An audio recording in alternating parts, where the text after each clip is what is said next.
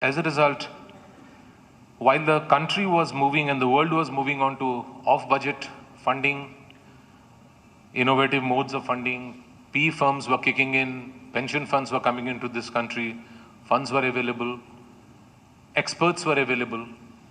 We kind of continued to depend on our budget funding and did not innovate too much. As a result, in the budget today, the finance department, after having paid for salaries, pensions, interest, Government of India, mandatory payments and so on, has less than 25% of the entire budget as discretionary fund to handle all the schemes that they have. The Honorable CM about a year back said that you've got to start rationalizing on things. And so lots of people sat together, lots of schemes were rationalized, lots of not so relevant and infructuous schemes have been knocked off. But still, we are in serious need for looking at alternate sources of finance, and that's why this workshop has been organized. We are fortunate that we have Shri Montek Singh Ahluwalia, who has a long experience in matters related to finance and development, both at the apex level of national government and at the international level in the World Bank, in the IMF. We would definitely benefit from his presence here and from the presence of all of you, ladies and gentlemen. In the first session, we would listen to the Honorable CM and Mr. Montek Singh Ahluwalia. In the afternoon breakout sessions, the groups will deliberate in 4 major verticals: in the social sector, irrigation and agriculture, power and infrastructure. These are the 4 verticals in which we will hear, and in the final session, the groups will make a presentation before the Honorable CM. I am sure that we will benefit a lot from today's deliberations, and this will prove to be a turning point in not only fulfilling the CM's dreams, but also the aspirations of the people of Madhya Pradesh. Thank you. Thank you, sir. I would now like to welcome the Honorable Finance Minister, Shri Tarun Bhanot, for the welcome address.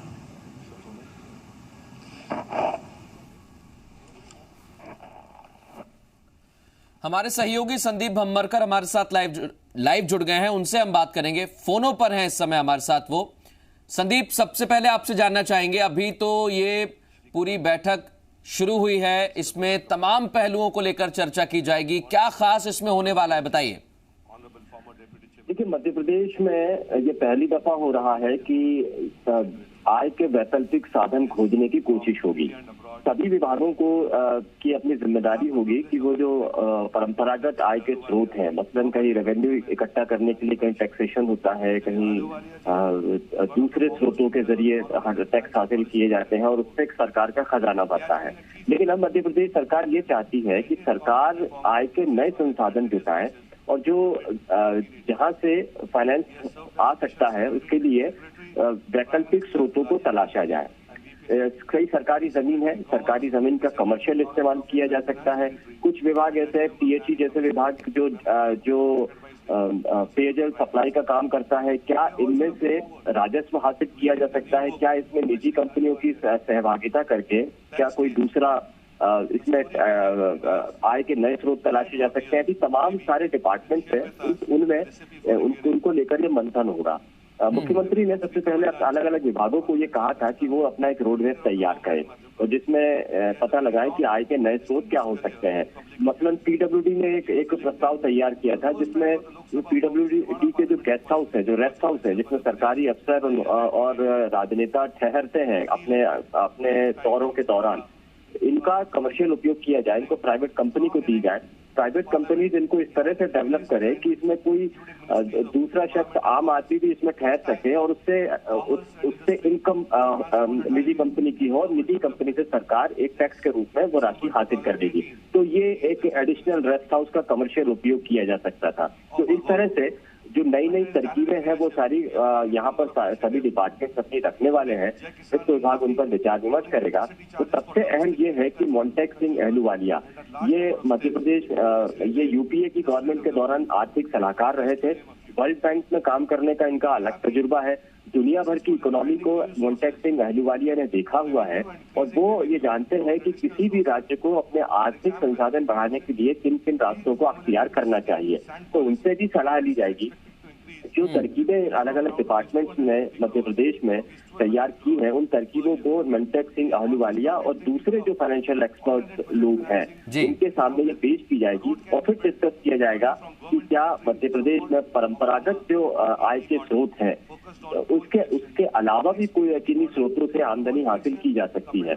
ये जो वैकल्पिक स्रोतों की बात की जा रही है संदीप, इसमें सबसे खास विभाग कौन सा हो सकता है, या उसकी भी पहले से प्लानिंग है कि इस विभाग में बहुत सारी संभावनाएं हैं? देखिए, सबसे ज्यादा संभावनाएं पर्यटन को लेकर है, पीडब्ल्यूडी को लेकर है और दूसरा राजस्व विभाग को लेकर है। राजस्व विभाग कलेक्टर और तहसीलदारों के जरिए मध्य प्रदेश की सरकारी जमीनों का हिसाब किताब रखता है। इन सरकारी जमीनों का क्या कोई इस्तेमाल किया जा सकता है, सबसे बड़ा अहम काम है। संभव ये भी है, एक प्रस्ताव इस तरह का भी राजस्व विभाग में आया है कि जमीनों की नीलामी करके उनका उपयोग देखा जाए और जो बेहतर उपयोग करने के ऊपर बात करेगा उसको वो प्रस्ताव पारित कर दिया जाएगा। तो ई नीलामी के जरिए ये प्रस्ताव की बात है। तो राजस्व विभाग सबसे अहम विभाग है, लेकिन टूरिज्म डिपार्टमेंट है, ये भी एक प्रस्ताव तैयार कर रहा है। मसलन बहुत सारे डैम है, उन डैम खाली ही रहते हैं लेकिन नैसर्गिक खूबसूरती इन इलाकों की बहुत ज्यादा है। इंडस्ट्री ये बहुत अहम हो जाता है। आपके पास लौटेंगे संदीप, बने रहिए आप हमारे साथ। They have come here from various parts of India and abroad and have devoted their valuable time for this workshop. PwC and SBI CAPS have assisted us in organizing this workshop. I welcome them all. और अंत में मंच पर बैठे सभी सम्मानित जनों का और मंच के सामने बैठे आप सभी प्रबुद्ध लोगों का मैं हृदय से धन्यवाद करता हूं आपकी गरिमामय उपस्थिति के लिए। जय हिंद, जय Madhya Pradesh.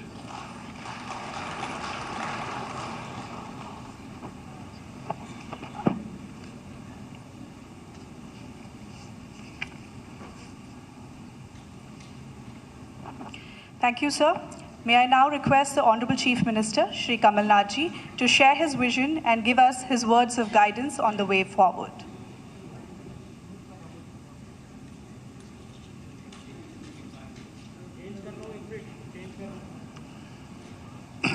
Mr. Montec Singh Ahluwalia, Finance Minister, Mr. Tarun Bhanot, Chief Secretary, all officers of the Madhya Pradesh government, and all those who have come to participate in this seminar. I want to call it a seminar, and I want it to be an interactive seminar.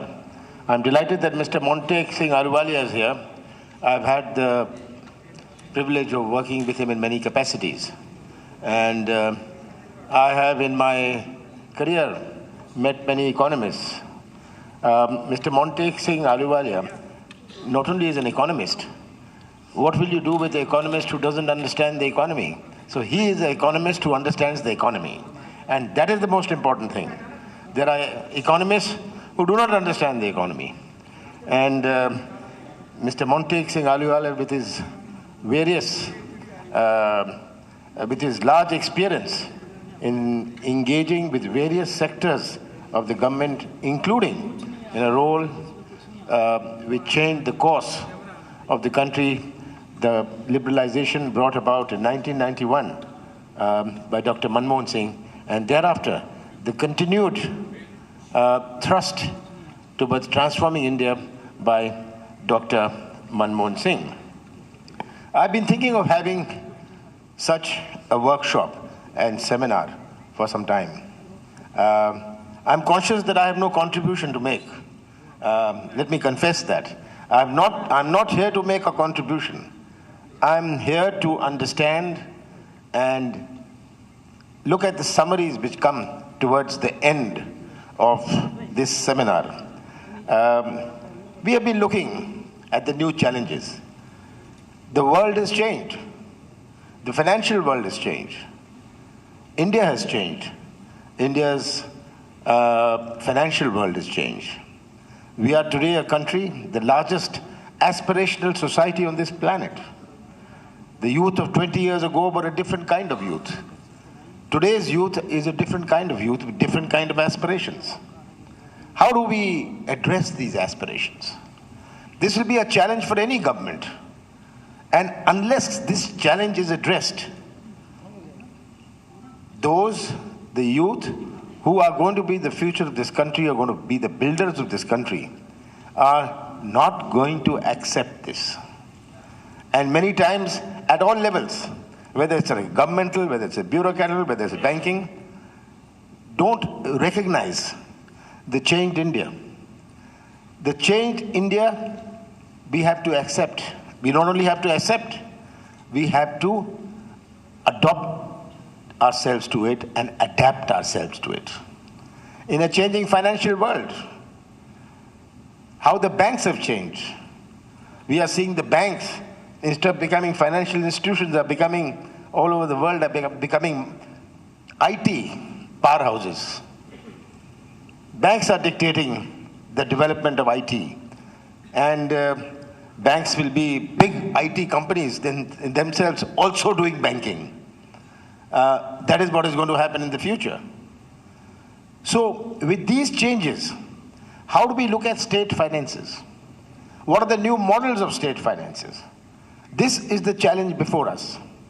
New models of state finances, which are outside the limitation of the budget. It's been traditional. Budgetary resources fund everything. Budgetary resources fund everything, fund infrastructure, go about to fund public projects. This is been the conventional way. We have to get out of this. How do we go into unconventional methods of financing? How do we go into out-of-the-box thinking in this? And most important of all is, how do we generate economic activity? That's the biggest index, not employment. Employment is one of the ingredients of economic activity. How do we generate additional economic activity? That is what is there. When we build a road, we had the Pradhan Mantri Sadak Yojana. What was that? Just not building a road. It was injection of funds into the rural economy. We have to perceive it from this point of view, that we are transferring funds into the rural economy by this Pradhan Mantri Sadak Yojana. It did also build a road, but everything was local. The mitti, the gitti, the labor, all that was local. And that generated substantial economic activity. What are the various methods by which we can generate economic activity in the state? How do we create an atmosphere? How do we bring in more investment? Investment is an article of faith. You cannot demand investment. It's got to be the investment has to be attracted. How do you create? How do you use your strengths? Madhya Pradesh is the largest tribal state in this country, has the largest forest area. We are mineral rich, but are we able to get the maximum juice out of our minerals? These are the things confronting us. How do we attract industry? We are logistically, after the GST, Madhya Pradesh is logistically the best placed state in the country with 60% of the Indian market around it. How are we going to use these advantages? How will the government use its resources to be able to generate this? In this, we have to be thinking not for the next 4 years, but for the next 40 years. So this is what I think crucial. We, in the last 1 year, went about on the loan waiver scheme.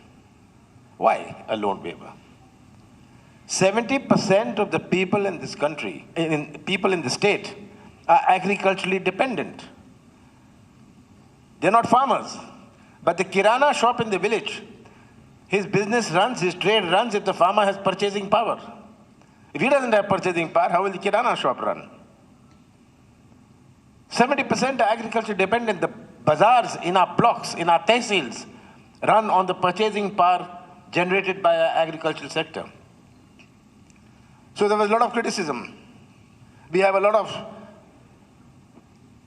economists, or whatever they want to call themselves, saying this is a wrong thing. Some bankers also said this is a wrong thing.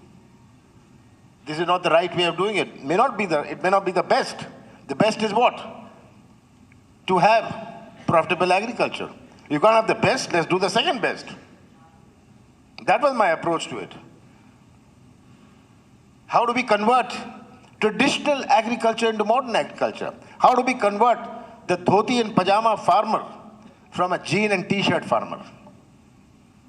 How do we bring about this revolution that he thinks this is also my job? I don't want to go and work in a company. I want to work in the farm. The future of horticulture is one of the biggest opportunities for Madhya Pradesh. Horticultural in Madhya Pradesh and is going to be a huge opportunity. It's my effort to make Madhya Pradesh the horticultural capital of this country. We are the largest producers of pulses, oilseeds, oranges, spices, gram. We are the second largest producers of garlic, guava, onion, green peas, green chili, black gram, and maize. But you can be a producer. How do you create a market? How do you create the processing? This is what we have to be thinking about. And unless the whole chain is there, our whole agriculture in India, 20 years ago, agriculture strategy was a strategy to deal with shortages. Today, the challenge in agriculture is of excess. The challenge in agriculture is one of excess, not of shortages. How is this going to be addressed? Are our mandis going to be able to cope with this? Is our Mandi Act, the APMC Act, in conformity with the changed circumstances? These are the things we've got to be looking at if we want to generate economic activity. And this is where our budgetary resources come in. What can we do outside our budgetary resources? Everything has been conventionally based on the budget allows this and the budget allows that. How do we remain within the confines of the FRBM? The FRBM came in when there was a different world. There was a different kind of economy. What is the sense of FRBM today? That's for you all to also think about. Does the United States have a FRBM? Largest deficit country in the world? The big economies, do they have a FRBM? So we are, I'd say, strangulating ourselves, throttling ourselves with some of the old ideas. And we are going to be looking at how we can deal with the FRBM. If it was in today's context, I would have never accepted endorsing the FRBM. Because so much has changed. The question is today, how do we supplement our budgetary resources? By what methods? Government has so many kinds of expenses. Our budgetary resources, with the new budget coming, where 14,000 crores, 14,200 crores has been reduced from the devolution to us. How do we deal with that? How do we deal with climatic challenges? Last year we had excessive rainfall. 8,000 crores is what we need to compensate the farmer. Where will that money come from? 14,000 crores is the reduction. 14,233 crores is as per the revised estimates in the budget this year. Where do these resources come from? So we got to think of new methods. How can the government come up with comfort letters to the banks? I've talked to some of the banks casually, saying that we have to make these payments for this, and what are the kind of paper you will discount, where the government will bear the interest. We got to think of many new methods. What do we think of annuity? What do we think of hybrid annuity? Does it fly? And if it flies, in what kind of project it flies? What are the kind of concession agreements we need to make? We got so much of land in Madhya Pradesh. Why can't we give usage rights to people to do horticulture? We allot land for industry, Why don't we allot land for horticulture? So it is in these areas we got to think, but to think in these areas, these all will require huge budgetary resources. If we talk of allocation of land, we'll need to give them electricity. We'll need to give them water. That will be a budgetary resource. So I'm delighted that from all sectors, from the banking sector, from finance, from the private sector, all of you are here. This is to throw up ideas.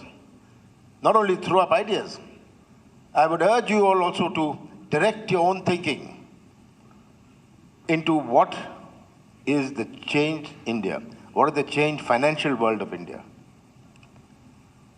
What do we need to do in our state so that we are able to build a Madhya Pradesh?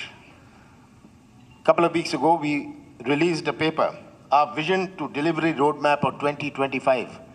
It was released in this very hall by Dr. Manmohan Singh. What is our vision? These are the things. We are bringing in the right to for clearances. To give clearances, we are bringing in legislation which is going to simplify procedures. In 7 days, this will happen. In 6 days, this will happen. Otherwise, it's a deemed approval. In this, many areas, governance has got to change. I used to always say when I was in the government of India that the biggest reform we have to do is the reform in governance. We can do this reform, that reform, but the biggest reform is the reform in governance. And this just doesn't start with the banks, it starts with the Reserve Bank. I have no hesitation in saying that. It's got to start from the top and trickle down. And I do hope that this seminar helps us not only to come with solutions, but helps many of us to be able to think differently, to think innovatively, and to think out of the box. Thank you very much.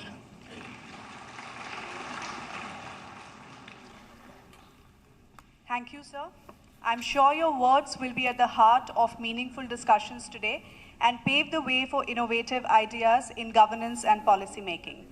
Ladies and gentlemen, we have with us today Shri Montek Singh Ahluwalia, visiting professor, Stern School of Management, New York, and former deputy chairman of the Planning Commission of India. Shri Ahluwalia is one of the foremost thinkers on economic and financial policy in the world and has served for many years in the Government of India and international organizations like the IMF and the World Bank. In recognition of his service to the country, he has been conferred the Padma Vibhushan in the year 2011.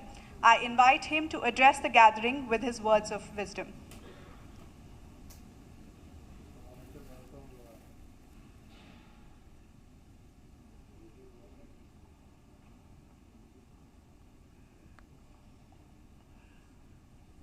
Honorable Chief Minister and my good friend and former colleague, Shri Kamal Nath Ji, Honorable Finance Minister, Shri Tarun Bhanot, Chief Secretary, Shri Mohanty, and other distinguished guests, corporate leaders, bankers, investors, and civil servants.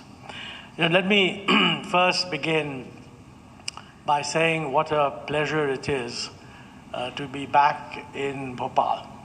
I think I last visited in 2013, and it's really nice to see that quite how beautiful a city it is, with a wonderful lake, and quite frankly, the most impressive thing is the unpolluted air. Somebody coming from Delhi, especially, is conscious of that particular advantage.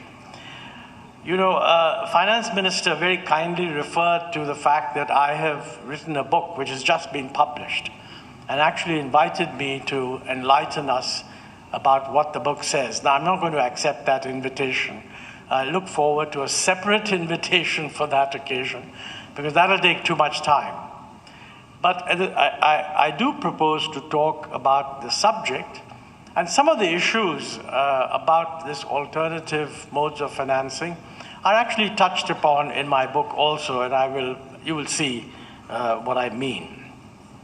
I think this focus, it's good that we are focusing on this theme, alternative project financing. I mean, it clearly refers to the fact that the standard mode of project financing is that the government builds infrastructure and spends from the budget to do it. I mean, that is the standard mode. That is what all countries have done in the initial stages. But we have to remember that in the initial stages, there wasn't a capital market.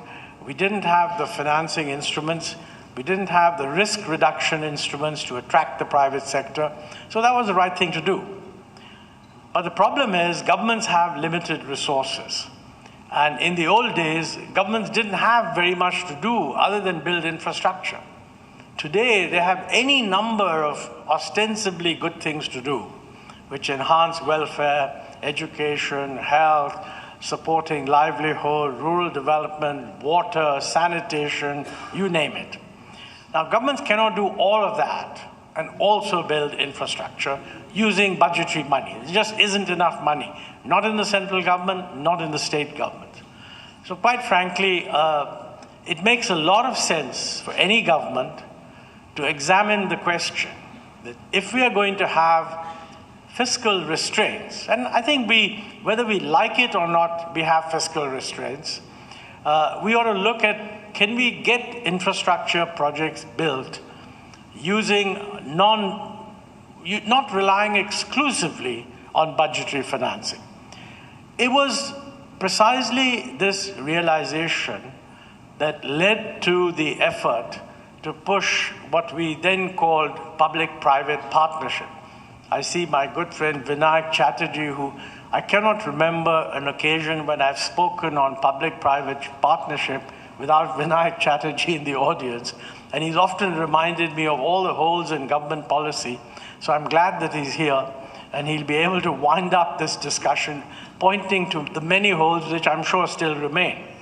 But you know, it was a new initiative, and as the CM said, it really began with the 1991 reforms. I mean, basically, in the 1991 reforms, many things that were earlier not open to the private sector were legally opened to the private sector. But of course, you know, we then realized that just because you open something to the private sector, in a world like infrastructure, where there are innumerable risks, regulatory constraints, you cannot just go and charge whatever price you like, you're not going to get private investment unless the government facilitates and encourages private investment. I mean, that's not the case, for example, in hotels. If you open up hotels to the private sector, they'll all come in. They're dealing directly with the customer, and the price is not regulated, and whatever standards there are well known. That's not the case with infrastructure development. Hence, the government has to do something more. And I would say that when I was in the Planning Commission for the 11th Plan, we gave a big thrust that we must jack up the role of public-private partnership, set some high targets. And interestingly, we achieved those targets in the 11th Plan. Then when it came to the 12th Plan, naturally we felt, well, we've done that, we must do even better. And we set even higher targets, and by then we ran into difficulties. So actually, the 11th and 12th Plan, which is really the UPA 1 and 2 experience, tells you a lot about what's possible and also the problems that arise. Now, you know, as far as what is possible is concerned, let us be very clear. It is the way to go, and there are many, many successes. I mean, the airports that we've built in Delhi and Mumbai, and of course one or two others, and hopefully in future even more, are examples of private sector activity in infrastructure actually doing the job. And let me tell you that when 1991 happened, many people did not believe that that kind of investment from the private sector in infrastructure would come.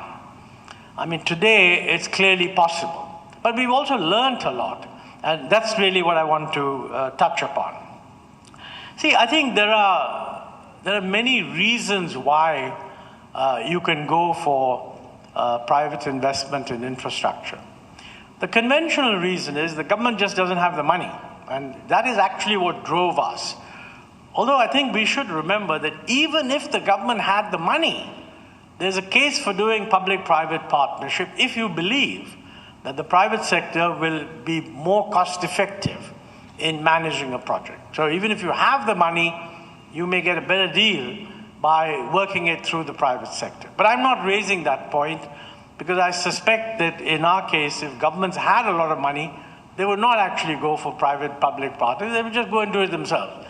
Fortunately, in a way, they don't have that money. So what can they do?